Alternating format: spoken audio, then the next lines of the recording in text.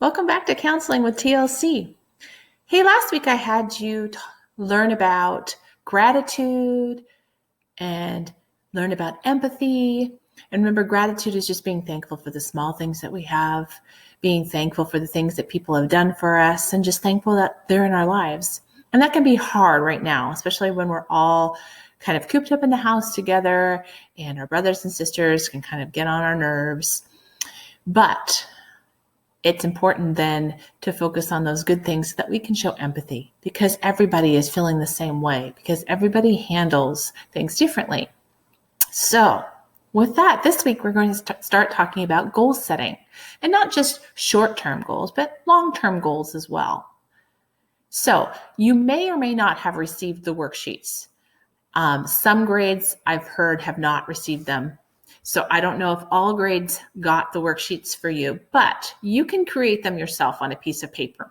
We're going to start talking about goal setting, though, with a really neat story from the 7 Habits. I haven't always read the 7 Habit stories for you older students, but I am going to today because I think it's a great example of a small goal and making a plan to reach that goal, and then finally reaching it and having that success and being able to share that success with someone else. So our story today is Goob and the bug collecting kit. Goob was walking by Toodle's toy store when he saw a bug collecting kit in the window. It was on sale for $4. Wow, says Goob.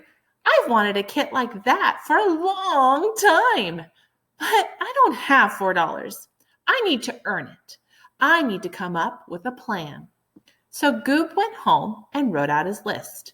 So his goal was to earn money. And he had to create a plan to be able to earn that money. And then with that, he set 4 more goals that he could reach after he was able to do his initial goal. So number 1 was to save some money. 2 was to buy that bug collecting kit that he really wanted. 3 was to buy a present for his friend Allie. And 4 was to buy a pizza with honey on top. And then 5 was to go to a movie. So let's see what Goob decides to do. Just then, Jumper stopped by. What's that, Goob? I'm making a list of things I want to do, said Goob. Wow, can I be a part of your game plan? Asked Jumper. Sure, said Goob. I have a great idea. Let's sell lemonade. It's really hot out and folks will want a cold drink. So that afternoon, Goob and Jumper set out and set up their lemonade stand. So there's the plan. So now Goob has a plan on how he's going to earn the money. And he probably thought about how much he had to sell each glass of lemonade for to be able to reach his goal. Sure enough, 50 cents per glass. Sammy and Sophie, of course, were the first to stop by. Lemonade, said Sammy. I'll buy a cup. Me too, said Sophie. This heat is oppressive. Goob and Jumper looked at each other. I have no idea what you just said Jumper. Hot, said Sophie. It's really hot. Well, next, Lily Skunk and Tagalong Allie stopped by. I'll buy a cup for Tagalong Allie and 2 cups for me, said Lily. And then Allie and I are going to my house to color. Isn't that right, Allie? Right, said Allie. After a few hours, Goob and Jumper had sold all their lemonade. They had made $20. Wow, we're rich, said Goob. Let's divide it up. Here's 10 for you and $10 for me. Home run, said Jumper. I know just what I'm going to spend my money on. And off he ran to Toodle's toy store. He bought 2 candy bars, some bubble gum, a bag of popcorn, which of course he ate right away. Then he got himself a cheap yo-yo, which broke after 3 tries, and a small squirt gun, which he lost on his way home.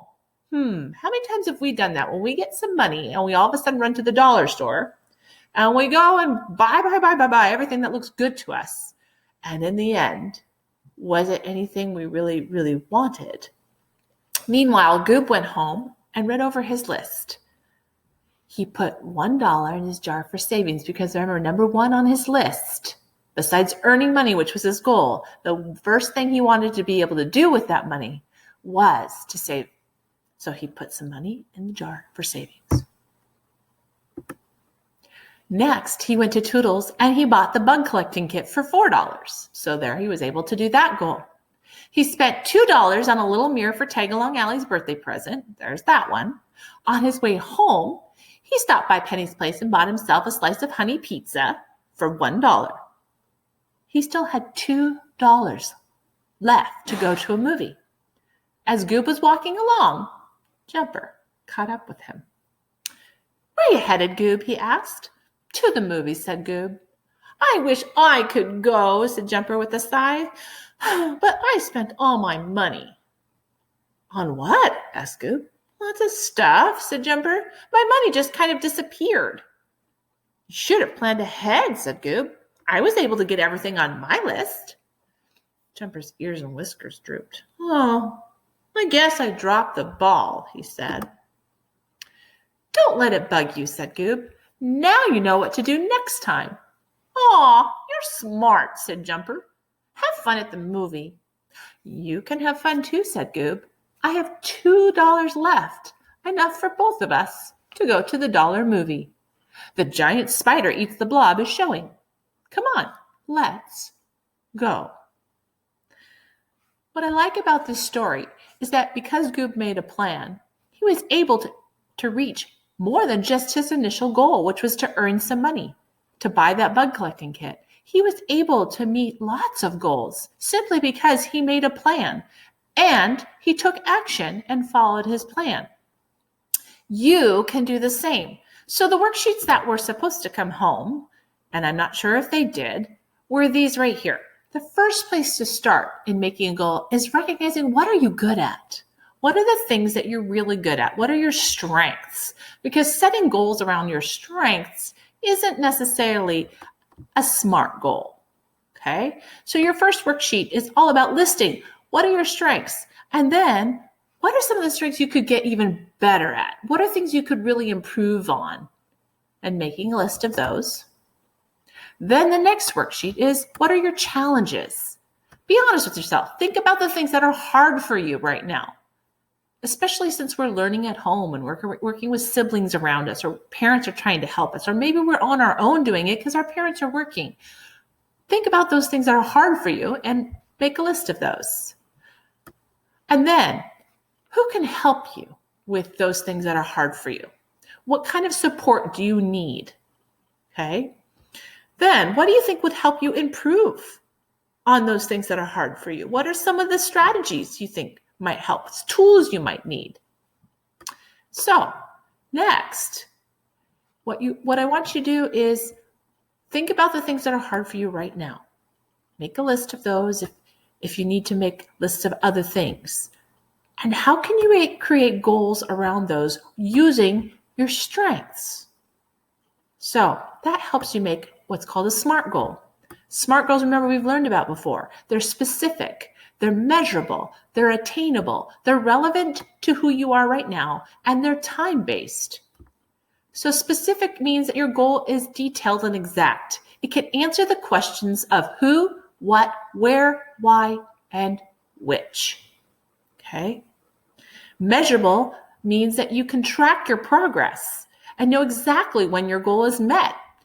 It usually involves numbers. Like Goob knew his goal would be met exactly when he earned enough money to meet each one of his goals that he set. One, to save some money, buy the bug collecting kit, buy a present for Allie, buy the pizza with honey on top, and then go to the movie. He knew he had met those goals as soon as he had earned enough money to cover those things. Attainable means that your goal is reasonable. It's not completely out of your reach or too easy for you. That's why I said it's important to know your strengths, but it's important to know your weaknesses too. And our goals usually are around our weaknesses, using our strengths to help us reach those goals. R means relevant. It means your goal is worthwhile. It's something that actually is important to you right now. And then it's timely. Timely means that your goal can be accomplished in a set time frame, such as 2 weeks, 3 months, or maybe a year. And that's where it's something that's attainable, right? You don't want your goal to be so big that you may never reach it. So practicing SMART goals was the next one. It's kind of like, I want to make $1 million selling lemonade by the end of the month. Is that really realistic? No. Is it attainable? No. Okay.